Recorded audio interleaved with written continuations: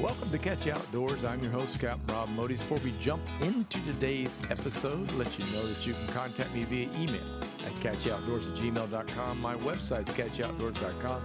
And yes, there's a Facebook page, Catch It Outdoors.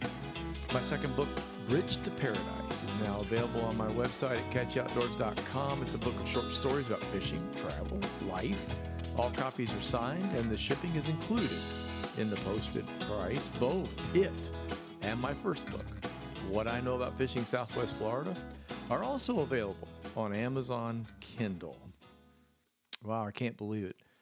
Today is episode number 16. In my world, that's 16 weeks. Today's episode is called Let's Talk Fishing. A little different than the Fishing Hodgepodge 1 and 2. That was more direct with specific type subjects. This is going to be a little broader today. Not necessarily details, not like lures and exact weights and sizes, stuff like that. Although I may digress at times. I've been known to do that. We'll just see how it goes. I'm working on the only New Year's resolution I made. It's easier to make only one. That makes it easier to keep. Mine is to go fish more. Plain and simple. I just didn't, I've been guilty over the past year of not getting on the water near enough. Lots of things got in the way, such as life,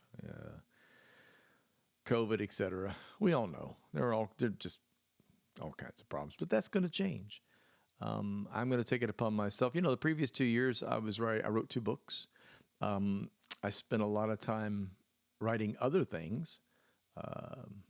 And then I started the podcast, and that took a great deal of energy just to kind of get it all lined up the way I wanted it. Now I can kind of jump on and just record now, so it's a whole lot easier. Make a few notes, and then I just get in.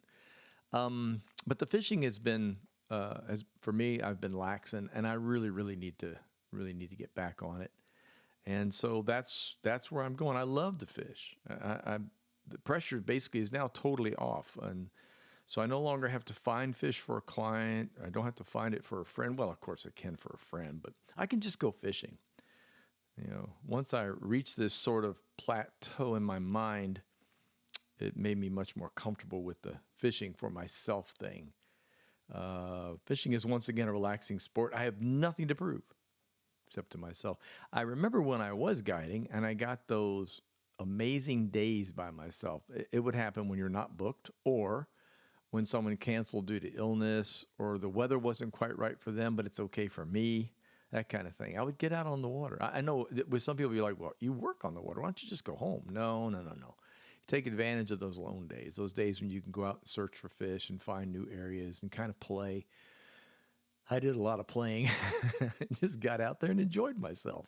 And now that's full-time. That's not part of the job anymore. So I'm pretty excited about being able to do that. I do think back to the times when I had to do all that fishing stuff.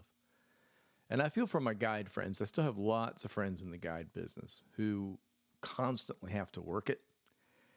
And whether it's a charter or a tournament, they're kind of on it. They need those pictures of those catches for their publications like Facebook and Twitter and Instagram. And man, I remember that. Now it's like, I've been fishing a couple times. I went fishing on the pier not long ago, on the Pompano Pier, and I caught a blue wrasse, which was probably the coolest thing, and a bunch of mangrove snapper. I didn't take a single photograph other than the sunrise. So the fish part I don't know. I will take more pictures of me holding a fish, obviously, if I get a chance, but it's going to have to be a pretty daggone good fish. So don't get me wrong. I just don't have anything to really prove at this point, and my friends do. That's how they get business, is by showing, what's going on out there. So you got to do what you got to do. I'm also going to, in 2022, I'm also going to do something I call fishing diversity. That's my motto now. Kind of fits in with the trends of the good old USA, good or bad. Mostly good, I think. Let me explain. I was a saltwater guide and mostly spin. I had the occasional fly customer, which I really enjoyed. But I enjoy fly fishing, and I enjoy spin fishing salt, but I also enjoy freshwater. So I'm going to endeavor to spend as much time fishing fresh as I do salt. I'm also going to make fly and spin as close to 50-50 as possible. even if throwing the fly line from a kayak is an issue for me. Practice, practice, practice. Old dogs, new tricks. The problem with me fly fishing from a kayak is just, well, first of all, I have a bad back, but that's beside the point. I have a bad problem with tossing the fly up more into the air. It's hard. Okay, instead of coming off your back at, let's say that would be what, 3 o'clock? I needed to come off more at 1:30, something like that, up in the air a little bit more, so that it doesn't hit the water. I can cast far. The problem is when I let a lot of line out, it's going to sink toward the water without applying a lot of power at the right time. There's my problem. As I come forward, I tend to lag a little. It slaps the water, the lure, the fly slaps the water. And that's the end of your forward cast. Takes all the power out of it when you hit water behind you. So I've got to get better at that. I've made up my mind. I think what I'm going to do is I'm going to shorten my cast on purpose. So I'm going to move the kayak into a better casting position and then not have as long a back cast as I would when I'm standing on a boat or standing on a beach. So it's a control thing. Also, kayaks are crazy quiet on the water. So the sneak up capability is much better. I'm used to being on a boat with either a push pole or trolling motor, and you position yourself in a way that's as far away as possible, but you have this height thing going on. You're a building. The fish can see you. In a kayak, they don't. I mean, literally your butt on most kayaks is almost on the water. If you're sitting in a seat, you might be 5 or 6 inches off the water. So you don't have anywhere near as big a profile. And in my mind, it's always get far away. And I don't really have to do that. As a matter of fact, many of the bites I've gotten recently are right when I'm getting ready to pick a fly or lure up out of the water. So my endeavor will be to practice this, to change the way I go about it, and to try to get the fly rod involved more and more in the fishing on the kayak, as well, of course, as mixing it up on the beach and in boats. This 50-50 thing's kind of good, though, especially where I live. Actually, most of Florida has this advantage, except for the very, very middle of Florida, the central Florida, Orlando area, north up to the Panhandle. But most of us have really good access to salt water and fresh water. In my particular case here on the East Coast, Fort Lauderdale really has great access. I can go to a beach and fish. I can boat and kayak and fish in salt. And then I can turn right around and go back into small creeks and waterways, streams, things like that. I also have access to the Florida Keys, which gives me a tremendous saltwater place to go, a little over an hour from my house. I can be down in Key Largo. On the other coast, you have the same thing. You have the Gulf of Mexico, great beach fishing. You also have the capability of going to lakes and Babcock, places like that on interior Florida if you want to go for bass. Some of the canals now have got peacock bass in them. You can go there for peacocks. And then you also are located very, very close to the Everglades National Park West Coast. You've got the access to go into the 10,000 Islands, which for me personally is one of my favorite places to fish. So that, of course, is a boating location. It's not something you can do a lot on foot with. But once in there, it's amazing. And as a matter of fact, the 10,000 Islands have a very unique thing in that as you move east, from the West Coast back into those keys, you start to get into fresh water. So you have the opportunity to not only fish for salt out on the outer edges, but as you travel back, you'll discover that you'll find some snook and tarpon mixed within more like a brackish area. And then eventually you'll hit bass if you go back far enough. So the diversity in the lower end of Florida is really, really special. And so are other areas. I mean, I grew up in Clearwater. Fishing is much the same in Clearwater. And on the East Coast, it's also much the same when you start to get up toward Jupiter and other areas like that. So that's my thing. That's where I'm going. I'm doing this 50-50 thing. I'm going to try to do more of each, some more fresh, some more salt, and even it out. And I'm going to try to approach it with a lot of good old-fashioned spin fishing as well as fly fishing. Wish me luck. Okay, so we're in 2022. Guess what's right around the corner? Well, okay, so it's not right around the corner. It's 7 months out, but it's this year. ICAST. The biggest dealer fishing show in the country. People are, what's ICAST? ICAST. It sounds like it's spelled out like iPhone, more or less. So there's a I and then cast. This is where thousands of manufacturers come from all over the world to Orlando, Florida, to show their wares and new creations. And yes, this year it will be in Orlando. There was some talk of Originally, when I first started going to ICAST, it was primarily Vegas. Then it started to get shared with Orlando. And as it turned out, the Orlando turned out to be a better site. The draw for fishermen was much, much greater from the Midwest to the east than it was from the Midwest to the West. And to get people from Florida and the Carolinas, South Carolina, the Georgia coast to come over was pretty difficult with Vegas. It's a faraway thing, and it was expensive. And so they moved it to Orlando to give better access to people in automobiles. You can just basically drive to it. I'm really looking forward to it this year because I did not go last year or the year before. The 2 years ago was strictly COVID. That was a real issue. Last year just could not make it. Again, like I said, there were just too many things going on. Plus, I understand. I only heard this hearsay, but the show was not quite as good as it would be. Just again because of another COVID outbreak. So, please, Lord, let this stuff go away so we can at least go and enjoy ourselves. It's just one of those things I don't want to miss. And I have credentials, so I can go. Which reminds me, ICAST is a credential type show. If you're a manufacturer of fishing goods, you can get in. If you work in the fishing industry, you can get in. You can also get passes from employers. If, say, you work for somebody like Bass Pro, you might be able to get something out of them to go. If you're an outdoor sports writer, sports announcer, something of that nature, or just an outdoor author, you also can get credentials to go. It is something if you have not been, you really don't want to miss it. They have selected dates. This year, it's going to be July 19th through the 22nd. I will probably only go 2 days. The walk is unbelievable. You have to see how big this place is.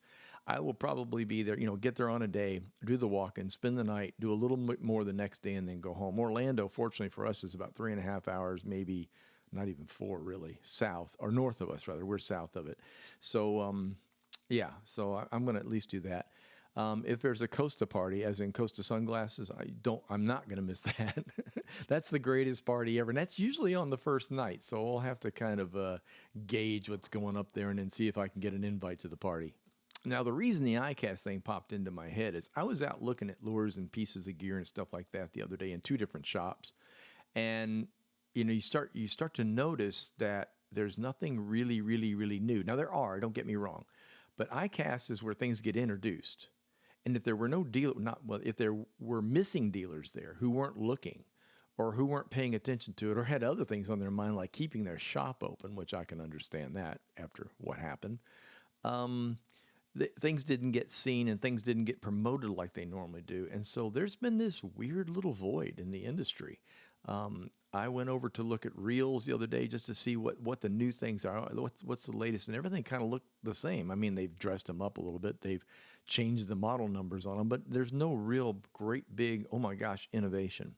So I'm hoping to see that. I'm hoping that's what ICAST brings back because while we all fishermen love gadgets and can never get enough stuff when it comes to lures and reels and rods and things like that, the innovation is what's really important, and that innovation is what comes out at ICAST. So hopefully everything will go as planned. I promised I wouldn't get too deep in detail, so that's going to be hard. But I'm going to do it. I'm going to do it. Let's see. Sitting on the beach not too long ago, staring out at the great Atlantic Ocean, which is really something to look at. I had this thought, and it was really about, what's the best time to fish? You hear this all the time. Of course, the big joke is, the answer, of course, is yes, anytime. Anytime you can go. Well, sort of, but not really. And I've been asked this many times. Okay, so the best time to fish, this is tongue-in-cheek, so get ready. Best time to fish is on a beautiful day with a slight breeze out of the south. That's for Floridian anglers. A few puffy clouds around an early morning or early evening. That encapsulates what's in my mind for fishing. But the time of day is quite important. So I always like to bring that out. In freshwater world, it seems to be much more important than in the saltwater world. So when I say time of day, I'm talking about early morning, evening, which I mentioned a second ago. In the world of bass fishing, freshwater fishing in general, the fish eat really, really well at dark 30, right before the sun comes up, first light, until the sun is about, if we're using, let's just say, looking at out at the coast, and you call that 9 o'clock, and then you raise your hand up to about 11 o'clock. So once that sun gets to about 10:30, it's over. I struggle at that point. Yeah, you can throw some live baits, and you can find a shady, overcast area with lots of trees, or maybe it's an overcast day, and you'll do better. But on an everyday normal day for freshwater fishing, I've always found that the early bird does get the worm. And in the evenings, when you start to get toward, and right now, this time of year in the winter at 5:30 or 6 o'clock or so, when the sun starts to set, that the day starts to dim, and eventually the sun disappears, and you get that nice dusk time. That's also really great with freshwater. But other than that, the middle of the day, not so much. Saltwater is like crazy different, way crazy different. First of all, you can fish anytime you want, provided the water's moving. Pretty simple. I do believe they bite better on overcast days. I do believe they bite better when the wind's coming out of the south. But for all intents and purposes, saltwater is more about moving water than sun up, sundown. Now, I'm not about to say that fishing at sunrise is not good. It is. I think a lot of that reason is if you combine the tidal movement of water with a slight breeze out of the south early in the morning, there's also a huge factor of nobody's around. Nobody's been beating the fish up. They've had a rest overnight. A lot of our fish are nocturnal feeders like snook. So they've kind of been at it, and then they kind of relax as the sun starts to come up. So you have this time of day when they just have not been hammered on by anybody. And if you're the first one there, you get to hammer on them first, and you'll probably catch fish that way. But that combination of having tidal water, something moving when that happens, is real important. If you manage to go fishing in the morning, I'm gonna start at 6:30, okay, and the tide quits at 7:15. In other words, you've got that 15, 20, it depends on where you are, 25, 30 minutes in between the tide switch. You ain't going to catch nothing. It's going to be it's going to be dim, people. I can't say nothing. You might pull a catfish up off the bottom with a chunk of shrimp or a blowfish or something like that, but the species that you're hunting for are probably not going to be real thrilled with no moving water. So you set the time back a little bit. You go and say, all right, I would really like to, you could get out there early, just don't expect to do anything. But if not, set the time back, have breakfast, start at 7:30, and you'll be right in the middle of it. Start at 8, it'll be even crazier, because that first couple of hours, 2 to 3 hours of the tide is really good, whether it's in or out. So, you really want to work on that moving water concept. He said tide in or out. What do you like the best? I like them both. I don't really have a problem with inbound, outbound tides. Inbound tides are taught to you as a youth, especially involving boats, because if you're going to go back and you're going to fish, the water is coming in, so you can't really run aground without being able to get free fairly early. The reverse is much worse. If you fish on a dropping or falling tide and you're in an area and you start to run aground, it's going to get worse and worse till you ain't going home till the tide turns back around 6, 7, 8, 9 hours later. So, yeah. However, fish bite equally well on both. Again, it's back to moving water.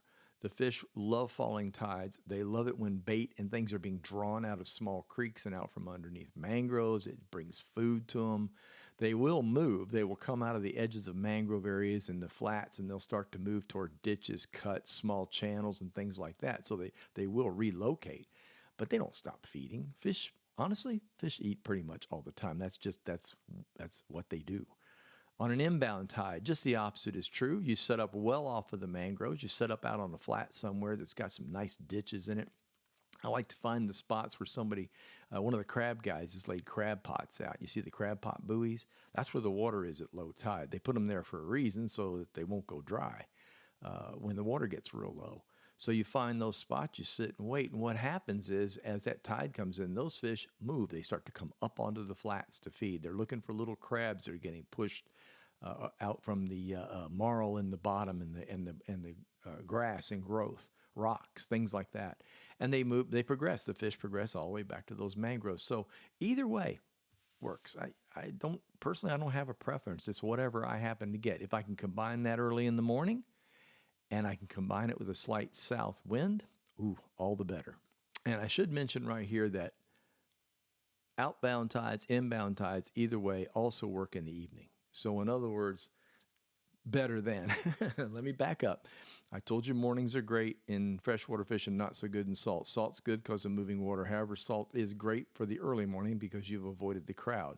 The same thing happens in the evening. People go home. People give up fishing around 2, 3 o'clock in the afternoon. If you can get out there at 5 or so and fish the evening, you're going to be amazed at how much easier it gets as the evening goes on. One of my friends who was guiding for years did night trips.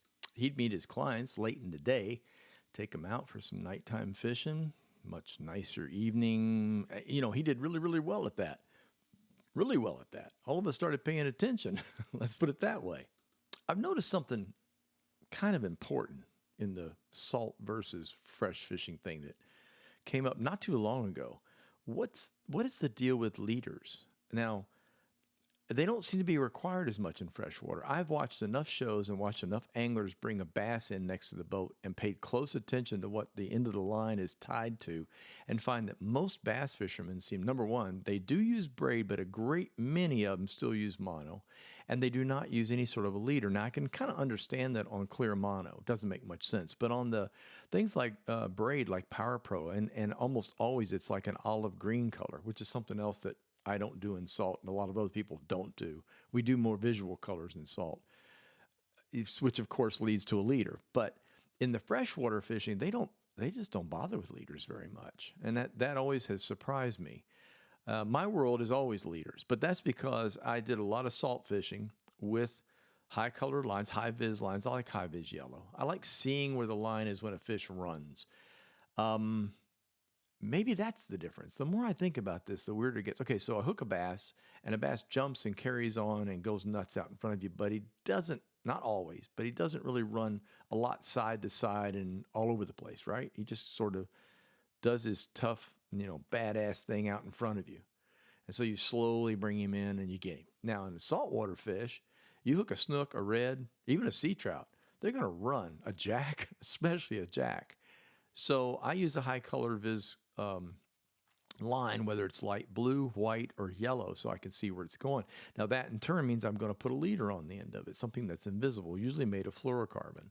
And I'm going to tie on 3 feet or so, maybe a little more, but generally I try to keep it around 3. It also enables me to change the class of the line at the end. So in other words, like a bite tippet. Say I'm using like a braid that's in the 15-pound range. I can put on a 20 or 30-pound tippet, although I discourage people to do that. But it just, I don't know, it's caught my eye many, many times, especially since I've started to delve more and more into freshwater.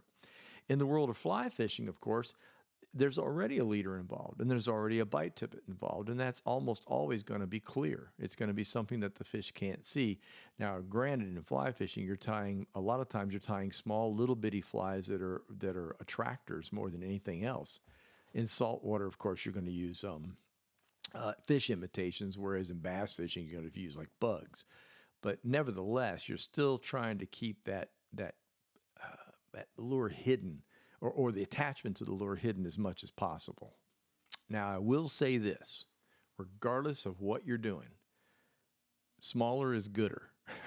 So a lighter weight leader is that's how I roll.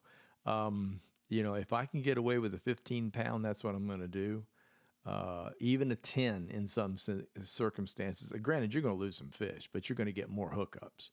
And you sometimes have to weigh it out and see what's going on. And, if you automatically go out fishing and you throw a 30 on there because you think you're going to get a huge snook out of a bush or something, you're probably missing other fish that are mid-sized that you're never going to get.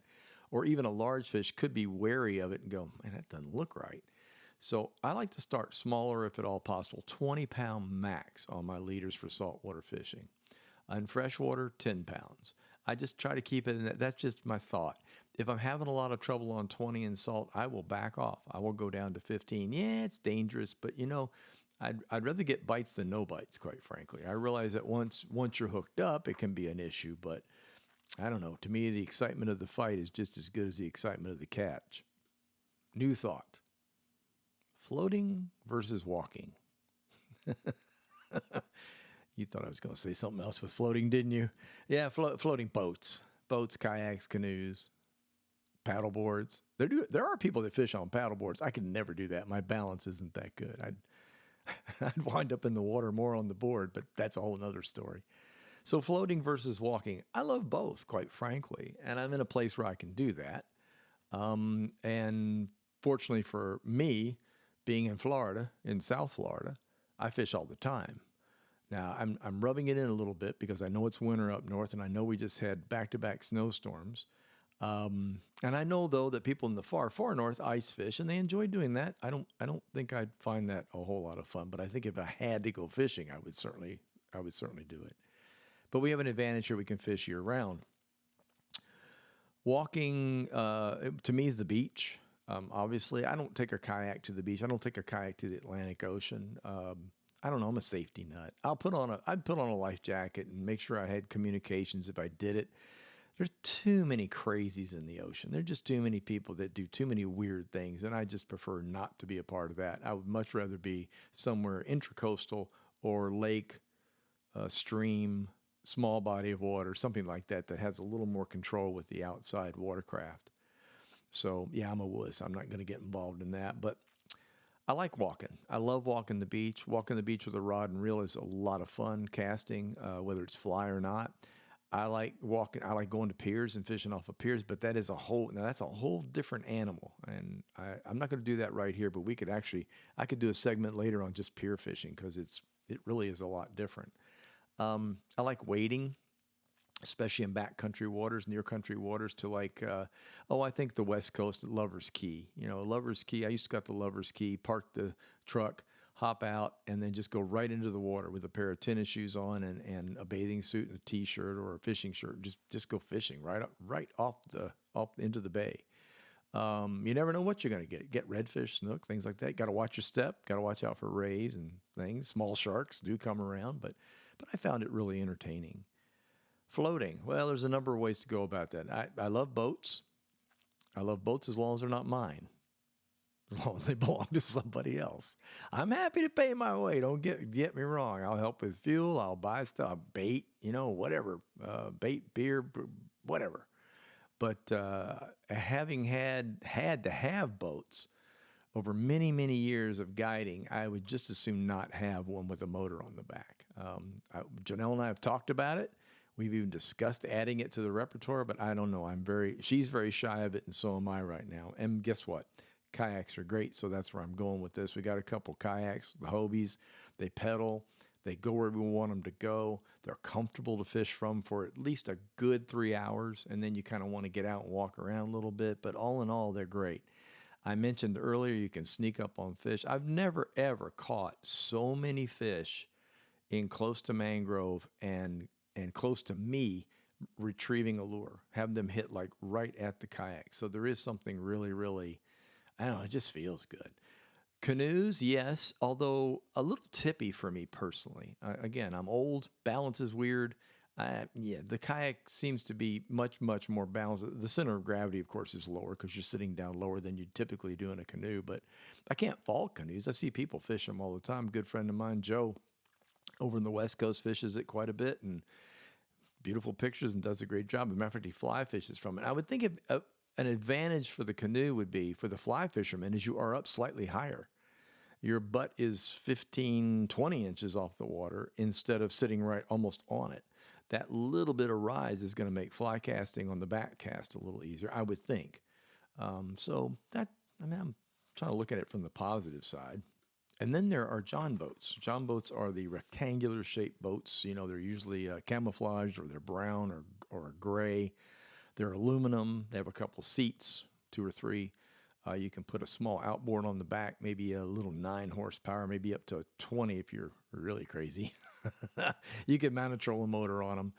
They're easy to put in the water. I mean, most of them will fit right in the back of a pickup truck with the tailgate down, or on a small trailer. Access to water is probably better that way because you're not trying to put a big boat in the water every time you go. And they have the same sort of effect. They are quiet to a point, but they're aluminum. So if you drop something, bump something, bang something, it's going to radiate through the water. And I am like, I hate that kind of stuff. Speaking of that, back to boats for just a second. If you're going to sneak up on fish with a boat, try to use a push pole if you are on a flats boat that's got the platform in the back. Trolling motors are great, but they do create a lot of buzz in the water. They make noise. I mean, they vibrate. And when you're coming into an area where fish are used to dead silence, they're going to notice that for sure. So I think poling a boat's a better idea. I hated poling it as I got older. But for those of you that are listening that are young and I'm ready to go, I would highly suggest getting a quality pole and pole the boat. You'll probably catch more fish than you will with a trolling motor. Just saying. So keep that one in mind. So when it comes to floating, kayaks for me, boats for a lot of people. Whatever gets you on the water, just get out there and kind of get it done. All right, so I think I've about covered everything. I think it's time for me to go fishing. I'm heading over to Cape Coral on Sunday. I'm recording this right now on Friday for Tuesday's release. I'm going to go over and do a little fishing in Cape Coral on Sunday. So I'm kind of looking for that because guess what? It's going to be different. I'm doing a Cape Coral freshwater fish. I'm going to be hunting for bass. So in a later episode, I'll probably talk about that and let you know how it went. But that's all the time we've got. Thank you so much for listening. I appreciate you taking the time to tune in. If you enjoyed the podcast, would you please tell a friend? Catch You Outdoors is hosted by Anchor and available via Spotify and Apple Podcast. Our Facebook page is Catch You Outdoors. Our website is catchyoutdoors.com. Until next time, get outdoors and enjoy.